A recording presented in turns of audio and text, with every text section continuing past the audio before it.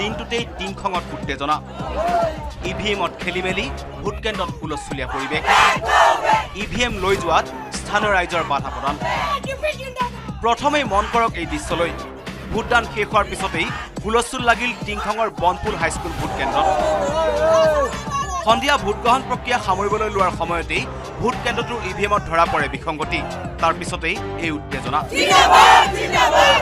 লগে লগে ভোটকেন্দ্ৰটোৰ পুলিং বিষয়াৰ বিৰুদ্ধে স্থানীয় ৰাইজে সাব্যস্ত কৰে তীব্ৰ প্ৰতিবাদ ক্ষোভিত ৰাইজে ভোটকেন্দ্ৰটোৰ পৰা ইভিএম লৈ যোৱাত বাধা প্ৰদান কৰাত অধিক উত্তপ্ত হৈ পৰে পৰিস্থিতি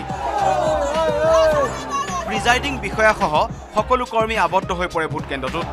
নিশা প্ৰায় 9 বজাত ভোটকেন্দ্ৰটোত উপস্থিত হয় বিৰোধী ঐক্য মঞ্চৰ প্ৰাৰ্থী লুৰিণজ্যোতি গগৈ বিষয়া যিগৰাকীয়ে স্বীকাৰ কৰিছে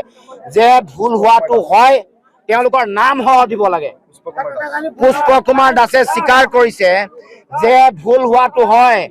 পুষ্প কুমাৰ দাস নামৰ বিষয়াগৰাকীয়ে কৈছে মানুহৰ আগত যে ভুল হোৱাটো হয় গতিকে হাজাৰ বিজাৰ মানুহে স্বাক্ষৰ কৰি দিব লাগে যে ভুল হোৱাটো হয় গতিকে তেওঁ শাস্তি হ'ব লাগে আৰু ৰিপুল হ'ব লাগে গতিকে এই দুটা দাবী উত্থাপন কৰিছো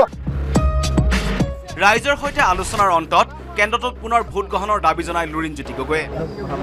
আনহাতে ভোট কেন্দ্ৰটোৰ দায়িত্বত থকা পুষ্প কুমাৰ দাস নামৰ বিষয়াজনেও নিজৰ ভুল স্বীকাৰ কৰে আৰক্ষী অৰ্ধসামৰিক বাহিনীৰ উপস্থিতিত প্ৰশাসনৰ লোকে চিল কৰি লৈ যায় ইভিএম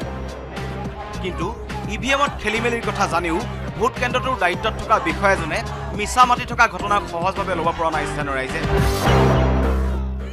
চেণ্টাৰটোৰ যি তেখেতসকলে ইভিএম মেচিনত যিটো 9টা ভোট থাকে সেই 9টা ভোটটো 1 নম্বৰ দিছে অসম জাতীয় পৰিষদ 3 নম্বৰ আছে সেই 3 নম্বৰ 2 নম্বৰ দিছে গতিকে এনেকুৱা ধৰণৰ বিসংগতিয়ে আমাক সঁচাকৈ প্ৰশ্নবোৰক চিন্তা হৈছে নেকি এই বিজেপিৰ চৰকাৰখনৰ পকেটত আছে নেকি আজি এই প্ৰশাসন যন্ত্ৰটো গতিকে আমি এটাই দাবী জনাইছো যে পুনৰ এই চেণ্টাৰটো ৰিপুলিং হ'ব লাগিব